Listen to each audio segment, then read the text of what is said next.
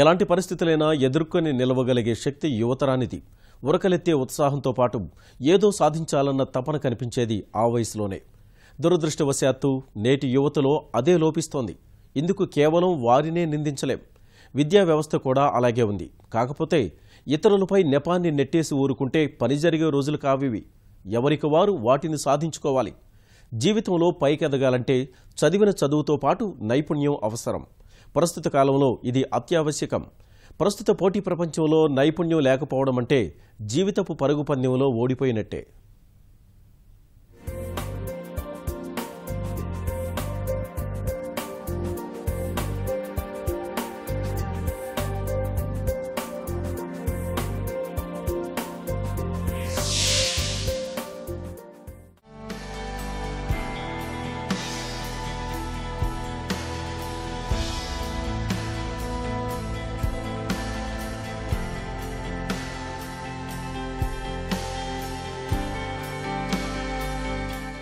కాలంతో పోటీపడి పరిగెడుతోంది ప్రపంచం. అంతా ఉరుకులు పరుగుల జీవితం. అందుకు తగ్గట్టుగానే జీవన విధానాలు మారిపోయాయి. ఎవరిని ఎవరూ చేయి పట్టుకుని నడిపించే స్థితి లేదు. చేతనైతే వారితో పాటు పరిగెత్తాలి. అలా కాని పక్షంలో ఎప్పటికీ వెనుకబడిపోవటమే. అవకాశం వస్తుందని ఎదురుచూస్తే అలాగే ఉండిపోతారు. అవకాశాన్ని చేజిక్కించుకోవాలి. అలా చేజిక్కించుకోగలిగేవారే జీవితంలో ముందుకెళ్లగలరు. అవకాశాలు ఎవరికి దక్కుతాయి అంటే ఏదైనా సాధించగలమన్న ఆత్మవిశ్వాసం ఉన్నవారికి దక్కుతాయి. అతి విశ్వాసం ఉన్నవారికి కాదు. ఈ ఆత్మవిశ్వాసం వారిలో ఉన్న నైపుణ్యాన్ని బట్టి వస్తుంది. యువత ఆ నైపుణ్యాన్ని సాధించాలి. ఈ సమాజానికి యువతే పట్టుకొమ్మ.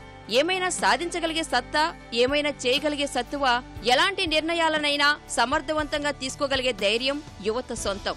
వివిధ హోదాల్లో ఎంతో మంది యువతీ యువకులు కీలక బాధ్యతలు నిర్వర్తిస్తున్నారు. ఇదే సమయంలో అనుకున్నది సాధించలేక, జీవితంలో పోరాటం చేయలేక, పోటీ ప్రపంచంలో నెగ్గలేక ఎంతో మంది వెనుకబడుతున్నారు.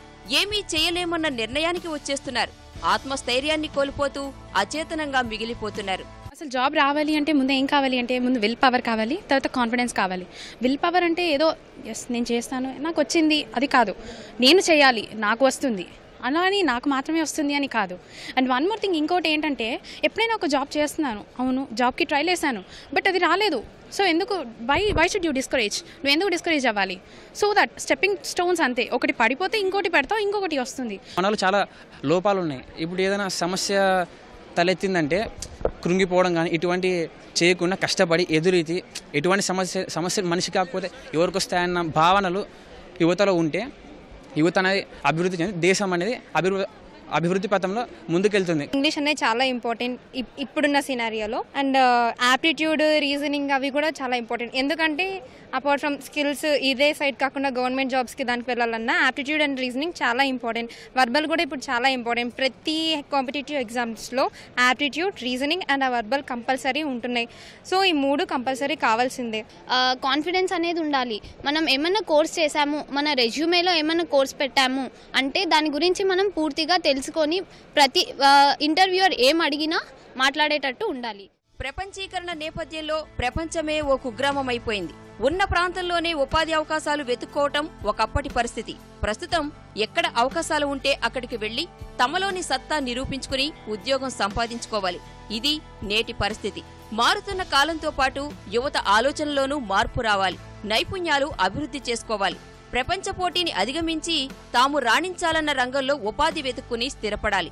ఈ కుగ్రామంలో ఏ దేశానికైనా వెళ్లవచ్చు. కొంతమంది యువతీ యువకులు మారుతున్న పరిస్థితులను అవగతం చేసుకుని తేలిగ్గా ఉద్యోగాలు సాధిస్తుంటే మరికొందరు పూర్తిగా వెనుకబడుతున్నారు. దీనికంతటికీ కారణం నైపుణ్యాలు లేకపోవటమే అనేది నిపుణుల వాదన.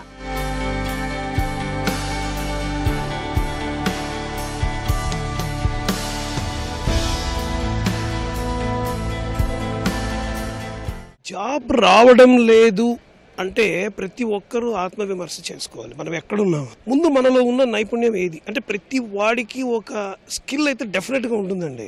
అది బయటికి రావాలి. ఇప్పుడు నేను మాట్లాడతాను, ఇది ఒక స్కిల్, ఇది బయటికి రావాలి. ఒకడు పాడతాడు, అది బయటికి రావాలి. అప్పుడే వాడు మంచి సింగర్ అవుతాడు. అలాగే ప్రతి ఒక్క స్టూడెంట్ లో కూడా ఒక పొటెన్షియల్ ఉంటుందండి, అది బయటికి రావాలి. వాడు ఎందులో ఉన్నాడు దాన్ని కొంచెం మెరుగు పెడితే ఉద్యోగాలు ఈజీగా వస్తాయని నా అభిప్రాయం.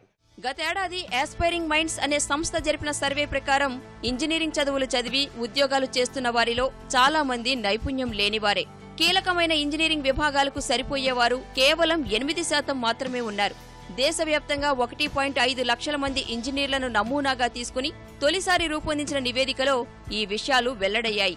మేక్ ఇన్ ఇండియాలో భాగంగా 2022 నాటికి తయారీ రంగంలో భారీ స్థాయిలో ఉద్యోగాలు సృష్టించాలని లక్ష్యంగా పెట్టుకున్న ప్రభుత్వానికి ఇంజనీరింగ్ విద్యార్థుల్లో నైపుణ్యలేమి ప్రధాన అవరోధంగా నిలవనున్నట్లు తెలుస్తోంది. ఆశించిన స్థాయిలో ఇంజనీర్లు ఉన్నా వారిలో నైపుణ్యలేమి ఇబ్బందిగా మారుతోంది. ఇది కేవలం ఇంజనీరింగ్ విద్యకే పరిమితం కాదు, అన్ని కోర్సులు అలాగే ఉంటున్నాయి. నైపుణ్యాభివృద్ధిలో దృష్టి సారించేందుకు ఉపయోగపడని విధంగానే పాఠ్యాంశాలు కూడా ఉంటున్నాయి. కాలం చెల్లిన పాఠ్యాంశాలను ఇప్పటికీ విద్యార్థులకు బోధిస్తూ వస్తున్నారు. ఇవి ఎందుకు పనికి రావడం లేదు. అందువల్ల వారిలో నైపుణ్యాలు పెంపొందించుకునే విధంగా ప్రణాళికలు రూపొందించాల్సిన అవసరమూ ఉంది. మార్కులకు ప్రాధాన్యత ఇస్తూ, గ్రేడ్ పాయింట్లకు ప్రాధాన్యత ఇస్తూ, కావలసినటువంటి వనమూలికలటువంటి కమ్యూనికేషన్ స్కిల్స్ కానివ్వండి, ప్రాబ్లమ్ సాల్వింగ్ స్కిల్స్ను కానివ్వండి, వీటిని పక్కన పెట్టి ప్రతి పాఠశాల, గవర్నమెంట్ స్కూల్ కావచ్చు, కార్పొరేట్ స్కూల్ కావచ్చు, మేము కార్పొరేట్ కాదు అన్నటువంటి ప్రైవేట్ స్కూల్స్ కావచ్చు, ప్రతి ఒక్కరు కూడా ఫోకస్ అక్కడ మాత్రమే చేసి ఈ మినిమం రిక్వైర్మెంట్స్ ఏవైతే వాల్యూ సిస్టమ్స్ ఉన్నాయో, ఎథిక్స్ ఉన్నాయో, కమ్యూనికేషన్ స్కిల్స్ ఉన్నాయో, మ్యాథమెటికల్ ప్రాబ్లమ్ సాల్వింగ్ స్కిల్స్ ఉన్నాయో, వీటికి పంపించేసి ఈవెన్ లెక్కల్ని కూడా, మ్యాథమెటిక్స్ని కూడా బైహార్ట్ చేయండి అనే పందాలో వెళ్తూ చేస్తున్నారు. ప్రస్తుతం ప్రపంచ దేశాల్లో నిరుద్యోగ సమస్య తీవ్రతరమవుతోంది. నైపుణ్యాల లేమి యువతను పట్టి పీడిస్తోంది. అవకాశాలను అందిపుచ్చుకోలేకపోతున్నారు. ప్రపంచంలో పెద్దవారితో పోల్చితే 3 రెట్లు ఎక్కువగా యువతే నిరుద్యోగులుగా ఉంటున్నారు. తమ చదువుతో సంబంధం లేకుండా చిన్న ఉద్యోగం చేయటానికైనా యువత వెనుకాడటం లేదు. ఉద్యోగం ఉన్నప్పటికీ యువతలో భద్రత కొరబడుతోంది. అందుకు కారణం నైపుణ్యం లేమి. నైపుణ్యం లేకపోవటం వల్ల ఎక్కువ కాలం అదే ఉద్యోగంలో మనలేకపోతున్నారు. మరోవైపు యువకులతో పోల్చితే యువతుల్లో ఎక్కువగా నిరుద్యోగిత కనిపిస్తోంది. యువతుల్లో తక్కువ జీతం కోసం పనిచేసేవారు, పార్ట్ టైం ఉద్యోగాలు చేసేవారు, ఒప్పంద ఉద్యోగులే ఎక్కువ ఉన్నట్లు తెలుస్తోంది. నిరుద్యోగ సమస్య కారణంగా విద్య, శిక్షణ రంగాలకు డిమాండ్ ఎక్కువగా ఉంది. అయితే యువతకు అవసరమైన నైపుణ్యాలు నేర్పించడంలో ఇవి విఫలమవుతున్నాయని ఓ అధ్యయనంలో తేలింది. యువతలో కనీసం సాధారణ అంశాలపై కూడా పట్టు లేకపోవడం ఆలోచించాల్సిన విషయం. నేర్చుకోవాలనేటువంటి యాటిట్యూడ్ అనేది ఉన్నట్లయితే కానీ ఒక డిసిప్లైన్డ్ పంతాలో కావాల్సినటువంటి స్కిల్స్ని డెవలప్ చేసుకోవడానికి అవకాశం అనేటువంటిది ఉంటుంది. సో ఫర్ ఎగ్జాంపుల్ అది జనరల్ స్టూడెంట్స్ కావచ్చు, బీఎస్సీ, బీకామ్, బీఏ చదివే స్టూడెంట్స్ కావచ్చు, ప్రొఫెషనల్ కోర్సెస్ చదివేటువంటి స్టూడెంట్స్ కావచ్చు, వాళ్ళు ప్రతి ఒక్కరికి కూడా వాళ్ళు చదివేటువంటి సబ్జెక్ట్స్ నుంచి వాళ్ళ మూలాల నుంచి చదవాలి. వాళ్ళు అంటే బేసిక్ కాన్సెప్ట్స్ని వాళ్ళు వంటపరుచుకుంటే దాని నుంచి వాళ్ళు అప్లికేషన్ కానీ, అండర్స్టాండింగ్ స్కిల్స్ కానీ ఇవన్నీ నేర్చుకోవడానికి, డెవలప్ చేసుకునేదానికి అవసరమవుతాయి. ఆ స్కిల్స్ని రేపు వాళ్ళు ఉద్యోగంలో కానీ, లేకపోతే ఇంకొక ఇతరతర కానీ టెక్నాలజీస్లో కానీ ఉపయోగపడేదానికి చాలా ఇంపార్టెంట్గా అవి దోహదం చేస్తాయన్నమాట. ఇప్పటికే ప్రపంచవ్యాప్తంగా నిరుద్యోగుల సంఖ్య అధికంగా ఉంది. అంతర్జాతీయ కార్మిక సంస్థ ILO ప్రకారం నిరుద్యోగ యువత సంఖ్య మరింత పెరిగే అవకాశం ఉంది. 2015లో ప్రపంచవ్యాప్తంగా 12.9% యువత నిరుద్యోగులుగా ఉండగా గతేడాది ఈ సంఖ్య పెరిగి 13.1% చేరుకుంది. ప్రపంచవ్యాప్తంగా 156 మిలియన్ల యువత తీవ్ర పేదరికంలో జీవిస్తున్నారు. ప్రపంచవ్యాప్తంగా యువతలో నిరుద్యోగ సమస్య ఏ విధంగా ఉందో ఓసారి పరిశీలిస్తే వాస్తవాలు తీవ్ర ఆందోళన కలిగిస్తాయి. 2015లో ప్రపంచవ్యాప్తంగా 70.5 మిలియన్ల మంది యువత నిరుద్యోగులుగా ఉన్నారు. 2017 నాటికి 71 మిలియన్లకు ఈ సంఖ్య చేరింది. దక్షిణాసియా దేశాల్లో 2015లో నిరుద్యోగ యువత సంఖ్య 13.7 మిలియన్లు కాగా 2017లో ఈ సంఖ్య 13.9 మిలియన్లకు చేరుకుంది. అమెరికాలోనూ నిరుద్యోగ సమస్య అధికంగానే ఉంది. లాటిన్ అమెరికా, కరేబియన్ దేశాల్లో రోజురోజుకు నిరుద్యోగిత పెరుగుతోంది. 2015లో ఇక్కడ 8.5 మిలియన్ల యువత నిరుద్యోగులుగా ఉండగా 2017లో ఈ సంఖ్య 9.3 మిలియన్లకు చేరుకుంది. ఉత్తరాఫ్రికా దేశాల్లో నిరుద్యోగ సమస్య అధికంగా ఉంది. ప్రపంచీకరణ నేపథ్యంలో ఓ ప్రాంతం నుంచి మరో ప్రాంతానికి వలసలు పెరుగుతున్నాయి. విదేశాల్లో ఉపాధి అవకాశాల కోసం వలసలు వెళ్లడానికి యువత ఆసక్తి చూపిస్తోంది. 2015లో 15 నుంచి 29 ఏళ్ల మధ్య వయస్కులు 20% విదేశాల్లో స్థిరపడ్డారు. అభివృద్ధి చెందుతున్న దేశాల నుంచి అభివృద్ధి చెందిన దేశాలకు వలసలు పెరుగుతున్నాయి. వెనుకబడిన దేశాల నుంచి అభివృద్ధి చెందిన దేశాలకు వలసలు ఎక్కువగా ఉంటున్నాయి. నిరుద్యోగ యువతను దృష్టిలో పెట్టుకుని ప్రపంచ దేశాలు దిద్దుబాటు చర్యలు మొదలుపెట్టాయి. తమ దేశాల్లో యువతకు నైపుణ్య అభివృద్ధిపై ప్రత్యేక శిక్షణా కార్యక్రమాలు చేపట్టాయి. మన దేశంలోనూ అంతర్జాతీయ నైపుణ్య కేంద్రాలు ఏర్పాటు చేస్తున్నారు. నైపుణ్య శిక్షణ, వ్యవస్థాపన రంగాలకు ఊతమిచ్చేందుకు national policy for skill development and entrepreneurship 2015ను 2 ఏళ్ల క్రితం కేంద్రం ప్రారంభించింది. ఇందులో భాగంగా నైపుణ్యాభివృద్ధి మంత్రిత్వ శాఖ ఆధ్వర్యంలో యువతకు నైపుణ్యాలపై శిక్షణలు కల్పిస్తోంది. మానవ వనరుల కల్పనలో ప్రపంచానికి భారతదేశాన్ని రాజధానిగా నిలపాలన్నది కేంద్రం ఉద్దేశం. యువతకు శిక్షణ ఇవ్వటమే కాదు, వారికి ఉపాధి అవకాశాలు కల్పించాలన్నది ప్రభుత్వ లక్ష్యం. జాతీయ నైపుణ్యాభివృద్ధి మిషన్ ద్వారా 2022 నాటికి 40.02 కోట్ల మందికి నైపుణ్య శిక్షణ అందించాలన్నది లక్ష్యం. ఇందుకోసం దేశవ్యాప్తంగా 1000 కేంద్రాలను ప్రారంభించనున్నారు. 25 రంగాల్లోని 100 రకాల ఉద్యోగాల కల్పనలో ఒకేసారి 50,000 మందికి శిక్షణ ఇచ్చే అవకాశం ఉంది. నైపుణ్య శిక్షణ పొందిన వారికి రానున్న 5 ఏళ్లలో స్కిల్ లోన్ పథకం ప్రకారం 5,000 నుంచి 1.5 లక్షల వరకు రుణాలు ఇవ్వనుంది ప్రభుత్వం. నైపుణ్య శిక్షణ గుర్తింపు పొందిన వారికి స్కిల్ కార్డులు కూడా ఇస్తుంది. జాతీయ నైపుణ్యాభివృద్ధి నూతన విధానం ద్వారా నైపుణ్యాభివృద్ధి, వ్యవస్థాపక రంగాలకు అధిక ప్రచారం కల్పించనుంది. అలానే ఇటీవల అందుబాటులోకి వస్తున్న మాసివ్ ఓపెన్ ఆన్లైన్ కోర్సులు వంటివి విద్యార్థులకు ప్రయోజనకరంగా మారనున్నాయి.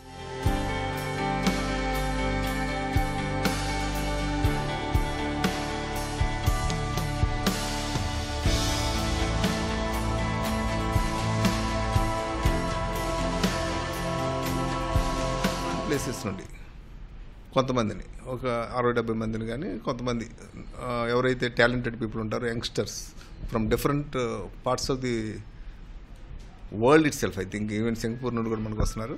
అందులో ఏంటంటే దీని యొక్క మెయిన్ ఉద్దేశం ఈక్విటీ, క్వాలిటీ, ఎక్సలెన్స్, పార్ట్నర్షిప్స్ అనేది దీంట్లో భాగం. సో దీంట్లోనే ఈ లెర్నింగ్ అండ్ మూక్స్ కోర్సెస్ ఏవైతే ఉన్నాయో వాటిని మన ప్రజెంట్ జనరేషన్కి అందుబాటులో తీసుకురావడమే దీని యొక్క ముఖ్య ఉద్దేశం. దీనివల్ల అడ్వాంటేజ్ ఏంటి? ఏదైనా ఒక కాలేజ్లో ఒక పర్టికులర్ ఫ్యాకల్టీ లేకపోయినా, లేకపోతే పిల్లలకి సరిగా అర్థం కాకపోయినా, లేకపోతే టీచర్ క్లాస్లో చెప్తున్న దానికంటే ఇంకా ఎక్కువగా నేర్చుకుందామని అనుకున్నా ఈ కోర్సు వాళ్ళకి ఉపయోగపడుతుంది అన్నమాట. This is online, this is free. కావాల్సిందల్లా ఏంటంటే నెట్ ఉండాలి, ఆ పిల్లలకి ఈ విషయం తెలియాలి, పలానా చోటి కోర్సు చెప్పబడుతోంది అని. ఆయా రాష్ట్రాల్లోనూ నైపుణ్యాభివృద్ధి సంస్థను ఏర్పాటు చేసి చదువుకునే విద్యార్థులకు నైపుణ్యాలపై శిక్షణ ఇస్తున్నాయి ప్రభుత్వాలు. కళాశాలల్లోనూ ఆన్లైన్ ద్వారానూ శిక్షణ ఇస్తున్నారు. ప్రధానంగా కమ్యూనికేషన్ స్కిల్స్, ఆంగ్లంపై పరిజ్ఞానం, soft skills, technical skills, aptitude, reasoning అంశాల్లో శిక్షణ ఇస్తారు. శిక్షణ పూర్తి చేసుకున్న వారికి వివిధ సంస్థలతో ఒప్పందం కుదుర్చుకుని ఉద్యోగ అవకాశాలు కల్పిస్తున్నారు. నిరుద్యోగ సమస్యను తగ్గించడం సహా ఉద్యోగ భద్రతను కల్పించాలన్న యువత డిమాండ్కు తగ్గట్టుగానే నైపుణ్య శిక్షణ అందించడమే లక్ష్యంగా పెట్టుకుంది కేంద్రం.